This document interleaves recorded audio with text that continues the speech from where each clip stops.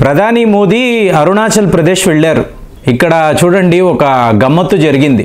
అంటే మొన్న ఒక వీడియోలో మాట్లాడాను. సిలా టనల్ అంటే 2 టనల్స్ 13,700 అడుగుల పైన. ఇది బార్డర్ రోడ్ ఆర్గనైజేషన్ యొక్క ఇంజనీరింగ్ మార్వెల్ అని చెప్పి మాట్లాడాం. అంటే వితిన్ 4 ఇయర్స్ వీళ్ళు ఇంత ప్రమాదకరమైన ఇంత మోస్ట్ అడ్వెంచరస్ ఒక టనల్ని నిర్మించడము. వరల్డ్స్ హైయెస్ట్ 2 లేన్ టనల్ ఇది. సో దీన్ని ఈయన ఇనాగ్రేట్ చేశాడు. తరువాత ఎన్నో ప్రాజెక్టులు, ఇందులో వికసిత్ భారత్, వికసిత్ నార్త్ ఈస్ట్ అని చెప్పి ఇటానగర్ అంటే అరుణాచల్ ప్రదేశ్లో ఉండే ఇటానగర్, ఇక్కడ ఒక ప్రోగ్రాం జరిగింది. సో ఇదంతా మీకు పైనుంచి గమనిస్తున్న చైనా వాడు, ఎందుకంటే తావాంగ్లో ఉంటాడు కదా. సో అక్కడ మనము ఏం చేస్తున్నామో అనే దాన్ని క్లియర్గా గమనించాడు. తరువాత మీకు చైనా యొక్క ఫారిన్ మినిస్ట్రీ యొక్క స్పోక్స్ పర్సన్ ఇతను ఏం మాట్లాడాడు అంటే, ఇలాగ ఒక దేశం యొక్క ప్రధానమంత్రి చైనా టెరిటరీలోకి రావడము ఇది కరెక్ట్ కాదు, మేము ఒప్పుకోము. అంటే అరుణాచల్ ప్రదేశ్ అంటే సౌత్ టిబెట్, దీన్నే వీడు జాంగ్ నాన్ టెరిటరీ అని అంటాడు. సో ఈ రీజన్ అంటే ఇది చైనాకు సంబంధించిన ఒక టెరిటరీ, ఇందులో భారత ప్రధాని ఎలా వస్తారు, సో మా పర్మిషన్ లేకుండా మీరు ఎలా రాగలరు అని చెప్పి ఒక అబ్జెక్షన్ అనేది వాడు తెలియజేశాడు. Okay fine. తరువాత చూడండి వీడు ఒక చిట్టా తీశాడు. అంటే గత 10 ఏళ్లలో అరుణాచల్ ప్రదేశ్ వద్ద, తావాంగ్ వద్ద భారత్ ఏం చేస్తుంది అంటే, సిలా టనల్ అయిపోయింది. ఇవాళ మీకు ఎన్నో డెవలప్మెంటల్ కార్యక్రమాలు, మీకు రైల్వే ట్రాకులు, ఏకంగా తవాంగ్ దాకా మీకు హైవేస్, అంటే మీకు గౌహాతి, తేజ్పూర్, తవాంగ్. సో ఈ కనెక్టివిటీని చూసారనుకోండి, మీకు ఒక ఎక్స్ట్రాడినరీ మీకు ఒక జర్నీ. సో ఇదంతా చైనా వాడు ఒక లిస్టు రాసి మీరు ఇలా ఎలా చెయ్యగలరు చూడండి. స్వతంత్రము వచ్చిన తరువాత 1962లో యుద్ధము జరిగింది. చైనా సైనికులు ఆల్మోస్ట్ తవాంగ్ దాకా కూడా మేము వచ్చేసాం కదా, ఇంకా గౌహాతి దాకా రావడానికి కూడా ప్రయత్నాలు చేశాము. తరువాత మేము తిరిగి వెళ్ళిపోయాం. అప్పటి నుంచి ఇప్పటి వరకు కూడా ఎటువంటి డెవలప్మెంట్ అనేది నార్త్ ఈస్ట్లో జరగలేదు. అంటే తవాంగ్ దాకా ఏ ఒక ప్రభుత్వ ప్రాజెక్ట్ అనేది వచ్చేది కాదు. మీకు విపరీతమైన మంచు, అక్కడ మనుషులు నివసించడమే కష్టము అన్నప్పుడు ఇంతంత పెద్ద టనల్స్ మీరు ఎలా వేస్తారు? ఒక లిస్టు రాశారు. సో రాసి భారత్కి పంపించారు. ఇన్ని ప్రాజెక్టులు మీరు మా పర్మిషన్ లేకుండా, మా సౌత్ టిబెట్ ఇక్కడ నువ్వు ఎవరు ఇంత లాంటి డెవలప్మెంటల్ యాక్టివిటీస్ చేయడానికి, ఇన్ని ప్రోగ్రాంలు నిర్వహించడానికి నీకు ఎంత ధైర్యము?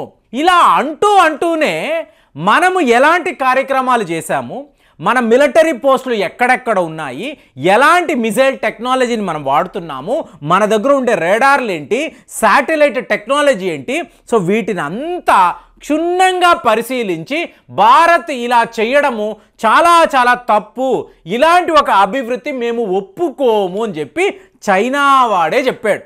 సో చెప్పడంతో ఇక్కడ ఉండే బీజేపీ నాయకులు చూడండి వీళ్ళ తెలివితేటలు. కనీసము చైనా ఇవాళైనా ఒప్పుకుంది, మనము ఇక్కడ అరుణాచల్ ప్రదేశ్లో ఎలాంటి అభివృద్ధిని తీసుకొచ్చాము అంటే. ఇప్పుడు చూడండి రాహుల్ గాంధీ గారు ఈయన అరుణాచల్ ప్రదేశ్ వెళ్ళాలి, కానీ చైనా వాళ్ళు వీళ్ళ పే మాస్టర్స్.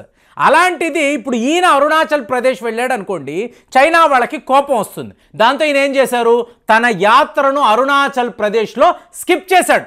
అక్కడికి వెళితే చైనా వాడికి కోపం వస్తుందని ఈయనకి బాగా తెలుసు, కాబట్టి అటువైపే వెళ్ళలేదు. కానీ మోదీ వెళ్ళడము, ఇన్ని కార్యక్రమాలు అక్కడ నిర్వహించడము, ఫైనల్గా చైనా వాడు ఇంతలాగా మీరు చేయడం మేము ఒప్పుకోమని అనడము, ఇమీడియట్గా బీజేపీ వాళ్ళు కనీసం చైనా వాడైనా మనం ఇంత మంచి పనులు చేశామని చెప్పి ఒప్పుకున్నాడు కదండి, మనకు ఇవాళ సపోర్ట్గా మాట్లాడాడు కాబట్టి చాలా ఆనందంగా ఉందని వీళ్ళు కూడా వాడి మీద సెటైర్లు వేయడము. అయ్యో అనవసరంగా అంటే ఎరక్కపోయి ఇరుక్కుపోయామంటారు చూసారా, మనల్ని దూషించాలి, సో మనకు ఒక చెడ్డ పేరు తీసుకురావాలి, ప్రధాని మోదీ మా టెరిటరీలోకి ఎలా వస్తాడని చెప్పి చాలా గొప్పగా చెప్పుకోవాలి, ప్రొటెస్టులు తెలపాలని అనుకొని వాళ్ళకి వాళ్ళే మనము ఎన్ని ప్రాజెక్టులు అక్కడ నిర్మించాము, సో ఎలాంటి ఒక అభివృద్ధి అక్కడ ఉంది చైనా వాడే చెప్పడము. ఇవాళ మీడియా అంతా కూడా నవ్వుకుంటున్నారు. వాడు తెలియక చేసిన పని భారత్కి ఇంత అడ్వాంటేజ్ అయిపోయిందా? మనము చెప్పక్కర్లేదు కదా, చైనా వాడే చెప్తున్నాడు అరుణాచల్ ప్రదేశ్లో ఇంతంత ప్రాజెక్టులు ఉన్నాయని. అంటే ఇక్కడ ఏం జరుగుతుందంటే ఫ్రెండ్స్, ఇప్పుడు సమ్మర్ సో ఇప్పుడు సమ్మర్ అన్నప్పుడు మేజర్ పాసెస్ అంటే మీకు పెద్ద పెద్ద రోడ్లు అనండి, అడవి మార్గాలు. సో ఇక్కడంతా మీకు విపరీతమైన మంచు ఉంటుంది కదా, -20 డిగ్రీలు ఉంటాయి. అలాంటిది రోడ్లంతా కూడా మీకు మూతపడిపోయి ఉంటాయి. సో ఇప్పుడు సమ్మర్ వచ్చినప్పుడు మంచు కరుగుతుంది కాబట్టి మీకు మెయిన్ పాసెస్ అంతా వీళ్ళు ఓపెన్ చేస్తారు, మెయిన్ గేట్స్ అంతా ఓపెన్ చేస్తారు. చేస్తున్నప్పుడు ఏం జరుగుతుందంటే తవాంగ్కి అటువైపు చైనా వాడు, తవాంగ్కి ఇటువైపు భారత సైనికులు ఎంతలాగా వీళ్ళ ట్రూప్స్ని మోహరిస్తారు అంటే మీరు లిటరల్గా వెళ్ళారనుకోండి హెడ్ ఆన్ అన్నమాట. ఇప్పుడు సిక్కింకి వెళ్ళారనుకోండి మీకు ఒక చిన్న ఫెన్సింగ్ ఉంటుంది, అటువైపు చైనా సైనికులు, ఇటువైపు భారత్ సైనికులు. సో మీరు అక్కడికి వెళ్ళి టీ తాగాలన్నా తాగొచ్చు, వాళ్ళు ఇక్కడికి వచ్చి ఒక చాయ్ ఇప్పించరా బాబు అని మనల్నైనా అడగొచ్చు. ఇలాంటి ఒక పరిస్థితి అక్కడ ఉంటుంది. ఇవాళ బద్ధ శత్రువులు, మధ్యలో ఒక 20 ఏళ్ల క్రితము అలాంటి పరిస్థితి లేదు, వీళ్ళు ఫ్రెండ్లీగానే ఉండేవాళ్ళు. కానీ ఇవాళ తవాంగ్ దగ్గర మన మిలిటరీ ప్రెజెన్స్, మన పోస్టులు ఎంతలా పెరిగిపోయాయి అంటే మనము ఇక్కడ నుంచి ఒక్క తవాంగ్ని కాపాడడము కాదండి, మనం భూటాన్కి కూడా ఇక్కడ నుంచే ప్రొటెక్షన్ ఇవ్వాలి. ఎందుకంటే మీరు తవాంగ్ వెళ్ళారంటే డైరెక్ట్గా భూటాన్ వెళ్ళినట్టే, చాలా చాలా చేరువలో భూటాన్ ఉంటుంది. కాబట్టి మనము అక్కడ ఈ ఏర్పాటు చేస్తున్న మిలిటరీ పోస్టులు చైనా వాడికి టైం టు టైం ఎక్కడ లేని కోపం. ఇప్పుడు చూడండి యాంగ్సే ప్లేటు అంటారు. యాంగ్సే ప్లేటులో 2022లో చాలా పెద్ద ఘర్షణ. అంటే ఇక్కడ ఏమైంది, మనకు అడ్వాంటేజ్ అంటే మనకు డామినేటింగ్ పొజిషన్ అంటే ఏంటి, యుద్ధంలో మీరు ఎత్తులో ఉండడం. ఒక కొండ మీద మీరు ఉన్నారనుకోండి, మీ శత్రువు కింద ఉన్నాడు అనుకోండి, మీదే విజయం. సో అలాగే యాంగ్సీ ప్లేటు దగ్గర భారత్ది డామినేటింగ్ పొజిషన్. దాంతో కర్రలు పట్టుకొని, ఎందుకంటే మనం ఆయుధాలు వాడలేము కాబట్టి పెద్ద పెద్ద కర్రలు పెట్టుకొని 2022లో చైనా సైనికులను మనం చితక బాది అక్కడి నుంచి వాళ్ళని తరిమి వేశాం. సో ఇప్పుడు తరిమి వేయడము మీకేమైంది, భూటాన్ వాళ్ళకి ఎక్కడి లేని ధైర్యము. ఓహో హెడ్ ఆన్ అన్నప్పుడు భారతీయులు చైనా సైనికులను కొడతారు, పిచ్చగా కొడతారు అన్న నిజాన్ని భూటాన్ వాళ్ళు అర్థం చేసుకున్నారు. అలాగే టిబెట్ వాళ్ళు కూడా, సౌత్ టిబెట్ అంటున్నాడు కదా, టిబెట్లో ఉన్న ప్రజలు కూడా చైనాను వ్యతిరేకిస్తారు, భారత్కి సపోర్ట్గా ఉంటారు. వాళ్ళకి కూడా ఎక్కడ లేని ఆనందం. ఎప్పుడైనా మనకి ప్రొటెక్షన్ కావాలి అంటే ఇండియన్ ఆర్మీ అక్కడ ఉంటుంది, వాళ్ళు ఈ పీపుల్స్ లిబరేషన్ ఆర్మీ సైనికులను చితక కొడతారు అన్న ధైర్యము మన టిబెట్ వాళ్ళకి, భూటాన్ వాళ్ళకి కూడా ఇవ్వగలిగాం. దాంతో ఇవాళ ఏంటంటే విపరీతమైన మిలిటరీ పోస్టులతో మనం అరుణాచల్ ప్రదేశ్ నింపేస్తున్నాం. ఈ నింపడము చైనా వాడికి ఎక్కడి లేని కోపం.